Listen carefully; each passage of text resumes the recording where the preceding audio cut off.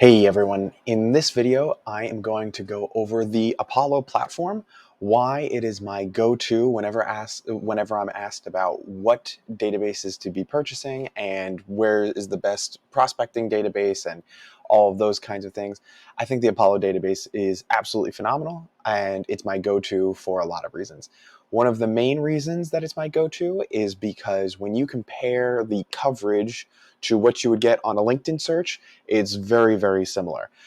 So if you're looking for, say, a list of property managers on LinkedIn, you might get 50,000 results. On Apollo, you might get 40,000, which actually I like Apollo search even better because on LinkedIn, if you look through the property managers, you'll start finding like people who should not be on that list at all. And Apollo search is a little bit tighter.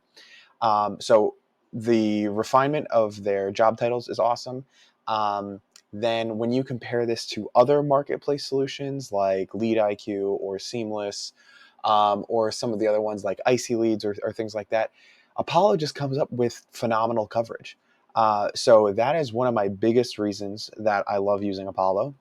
The other reasons that I love using Apollo is for how easy it is to take a list of companies and then find job titles at those companies. So we're going to go over these filters later, but one of my absolutely favorite things to do is to jump in and grab a list of companies, throw them into Apollo, and then find every product manager at the company. Phenomenal platform there. And then I love using the keywords as well. So not only can you sort companies by industry and keyword, you can also sort them by, well, like I said, those keywords. And so then, oh, the other thing I like to mention is the More Filters tab. There's just some amazing filters that you can look at in here, including employees by department, total number of employees. Of course, a lot of databases have that. Employees by department is pretty special. Buying intent, I stay away from a little bit. I'm sure there's a good use case, but we don't use that. We're building lists to find our own intent. Funding rounds is, of course, great. Retail locations is one you don't get in a lot of places. Job postings is pretty good, but we're going to talk about the drawbacks of that later. Total years of experience, very interesting one. Years in current role, also very interesting. Time in current role, very interesting as well. And so these, between years in current role, time in current role, and then employees by department, those are some advanced settings that I think are really, really awesome that are included in Apollo. So without much more, let's get into a couple of my favorite use cases for Apollo. So probably one of my favorite things that you're able to do is this import setting over here. So you can either import contacts, or if you were to go to companies, you can import companies. And so if we do a bulk import, we'll select a CSV. And I'm just picking a CSV right now. And so what we can do is we can bulk import a CSV, which usually we'll use as a whole target addressable market. And maybe we grabbed it from Harmonic, maybe we grabbed it from Crunchbase, maybe we scraped a list, wherever it might have come from. What we can do is we can upload the file into here, and then we can map it, and then we can find contacts at those companies really easily. So the list that I uploaded is taking a while because I uploaded over 55,000 accounts that we will be finding learning and development leaders at. And Apollo makes this really, really simple to be able to do. So this is the UI that you get when you have successfully uploaded the list. And so, like I said, I have 54,000 rows. Whoops. I have 54,000 rows that I wanted to upload, and I only use the account website because that took a while and it would have taken even longer if I didn't do that. Account website is actually all that you need. It will find everything for you. And actually, another one of my favorite parts about Apollo is they even have this button here where you can intelligently infer a website for rows with only account names and no websites. So if you want to upload a list of companies, the account website is going to be 100% needed. But if you don't have the account websites, they can find a lot of the account websites for you too. And roughly 5% of errors, I've found that to be the case as well. And we just filter them out by making sure that every company that we uploaded either matches the industry that we wanted, or we just kind of recheck the list. So I'm going to add this to a list, and I'm going to call it Glassdoor 3.0 to 3.9. And we're going to do that. And now we're going to import this, and we're just going to wait for this to import so we can move on to the next step. So now the upload has completed, and you'll see that we only have 10,000 companies here because Apollo splits up the list into 10,000 company lists. So if you just go to more filters and you go to account CSV import and then you add all of your companies there, you'll see we had 53,000 companies, which means we matched, I would say, 98% of all of the companies in here. And so now we have all of these companies that fit only one criteria. The only criteria that they fit is they have a 3.0 to a 3.9 Glassdoor rating. Now I'm going to jump in here and I will first tailor them by the United States, cuts out about half the list there. And then we're also going to refine it to under 200 employees. And now we have a list of 18,000 companies that fit these parameters. So what I can do at this point is I can further refine my search, or I can start finding people. So at this point, what I like to do is I like to save my search, and I'll call it like Glassdoor 3.0 to 3.9. US under 200 employees. And I don't want an email subscription from it, so I'm going to save the search. And the reason that we're going to do this is I want all of these parameters to be saved. But if you try to find all of these people, so if we go in and we select all companies, oh, actually we want to do it from saved, so sorry. If we try to select all of these companies and then we hit find people, it's going to overload the Apollo system and they're not going to let us do it. So what we found is we actually want about 5,000 companies per search when we try to find people. So now what we've done is we've just gone back and I refined the search to 1 through 10 employees. We could actually add probably 11 to 20 and get away with it as well. Like I said, the most that they'll let you do is about 5,000 at a time. That 21 to 50 would definitely break it though.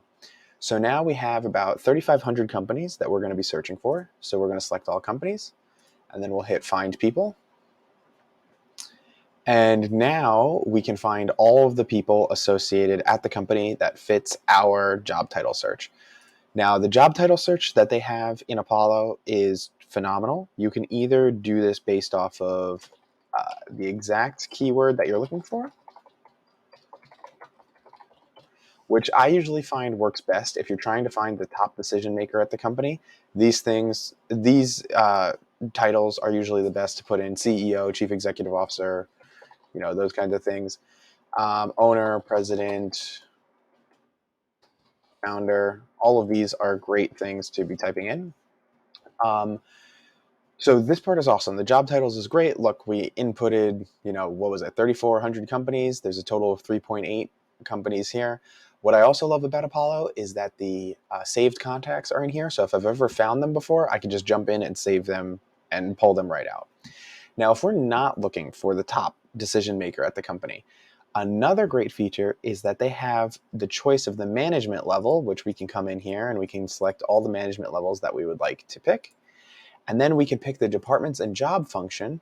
And so say we're looking for product managers, we can just open up engineering and technical and find product management and anybody who fits that product management. Now this list seems low because we're using these types of roles, but if we take out those job titles, now here are all the companies that have product managers in their company, which these aren't all tech companies, so that's why it probably is a little low. Maybe if we change it and we'll take this one away, and let's add finance, right? So we want everybody who's leading the finance department at these companies, and great. So now we have a list of all of the people who are leading the finance department at these companies, and they are, in these positions. Then it's super easy to just jump in and select the people. Now I'm on the enterprise plan, so I can select all of these people, but I know for most people watching this, you would have to select just the page one at a time. And so then you would just move through this and, get your list completely done. So that is one of my favorite ways when we're importing a gigantic list of companies. The other thing that if we're not importing a gigantic list of companies that we'll do, and this is probably even more of my favorite thing to do, is you can copy and paste. So let's take away all of these filters. one of my favorite things that you can do is you can copy and paste an include exclude list of companies. So you can just copy and paste companies in here, save your search, and then immediately start finding people who match these companies over here, which now I showed you the bulk example because we needed to copy and paste 54,000 companies, and this accepts, they say it accepts 10,000, but it really accepts more like 8,000 people in here, or 8,000 companies into this search over here. And so we weren't going to get 54,000 in here, but that's how you manage those bulk searches. And then another one of my favorites is the fact that if you enter an exclude list of companies, the exclude list will beat out the include list. So if you have a do not contact list and you're not sure if there's any duplicates on the do not contact list and on the include list, the do not contact list will win out over the include list, which is something that I've tested and I really like the fact that they do. And so those are some, yeah, I think the only other thing I wanted to cover was just some of the company keywords. If you look at the keywords over here, they have a lot of them listed, and see all of these keywords that they have listed. There's sometimes some companies that would be really tough to find if you were doing it on your own, but the company keywords makes it really easy. So for instance, it's very difficult to find SaaS companies because if you are an HR recruiting SaaS company, you're going to say that you're a staffing and recruiting company. They won't say necessarily that they're a SaaS company. So oftentimes we'll put in SaaS or software. Software might be a little bit too much, but anyway, what I like to put in is these kinds of keywords. And so now we have all of these different kinds of companies, which if you just click on the companies tab, we'll just open that right up. We have all of these companies that in their keywords, they mention SaaS inside. Oh, wait, no, yep. So they mention SaaS inside of their keywords, which is really good to be able to start creating these lists because, you know, some of these harder to find people can do that. Sometimes we'll even do it for, you know, if you're reaching out to lawyers and you want to know the ones that mention wrongful termination, that's another one that you'd be able to do that Apollo has some really good keywords on. So if we put in, you know, wrongful termination, which also makes your outreach so much better because you can go to all of these lawyers and you could say, hey, it looks like, you know, on your website you mentioned wrongful termination. We help with a certain type of, you know, problem that I know that you're facing because you deal with wrongful termination, you know, those kinds of things. Before we end the video, I just wanted to go over a couple of the drawbacks that I see with Apollo. So one of the things that I don't really like is it's kind of a blessing and a curse that you have such a awesome list of saved contacts. What I love about the list of saved contacts is we can go into the. Sometimes we'll have companies that want, let's see, you know, something we get asked for all the time is companies that are using Shopify, and I want the top decision makers at companies that are using Shopify. So sometimes we'll get a new client who comes in, and then boom, we already have 23,000 saved leads that are ready to go. The drawback is if you see these 879 new job changes. So on the enterprise plan, I can see this, and I was testing this.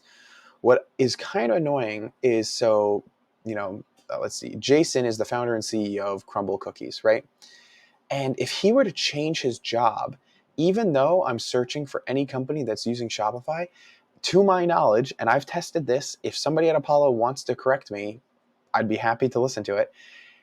Even if they change their job, it's like their LinkedIn profile is the thing that you need to resave and you need to update. So even though they might have changed jobs, they're not going to populate on your Apollo database because you've already saved them in one section and now you have to update it and save it again, which I really am not a huge fan of. Obviously, job changers is not a huge problem for me right now because, you know, we're still saving the list and there's 250 million leads to save in Apollo. And so I guess if we were to pull this down, I think at any given time we have like 10% of our list has changed jobs. So we have 1.6 million saved and we have 140,000 that changed jobs. So it's less than 10% of the list has changed jobs. But it's certainly something that we're going to have to clean up our database with in the future. Mobile numbers are extra in Apollo, which that's usually fine. Every platform, usually they're extra in. If you want a database with a lot of mobile numbers and you pay a flat fee for it, I would recommend Seamless in this case. Not as much accuracy, but the amount of credits that you can get for, the monthly price that they're going to charge you is fantastic on that as well. And then the final thing I would just want to say is sometimes the data isn't 100% accurate. So if we were to say go into job postings, right, we just want to look for anyone who's hiring for a marketing role. Sometimes if you look through these, and I'm not going to manually do this right now, but yeah, you can if you have an Apollo account. Sometimes if you manually search through these, you'll go to the company LinkedIn pages and they're not hiring for that role, or they're hiring for that role, but then you don't get to know exactly what role that they're hiring for. Or the other thing that's kind of annoying is, say we go to Visa and we see job postings, the most amount of job postings that they'll show you is 10. And I know for a fact Visa has way more job postings than these just 10 job postings over here. So that's a little bit of a drawback on their job posting data. But overall, I think Apollo is a phenomenal platform. Um, Pretty soon, I will be creating a video on how to use Apollo in a way that they completely let you use. But you can get access to a lot more credits than they'll usually let you have. And I'll be making a YouTube video about that pretty soon. So if you want to follow around for that one, I'll be posting it pretty soon. So make sure you subscribe to the channel to get that update. And with that, that is my overall overview of Apollo. And if anyone has any questions, you can just reach out in the comments. Hope you enjoy.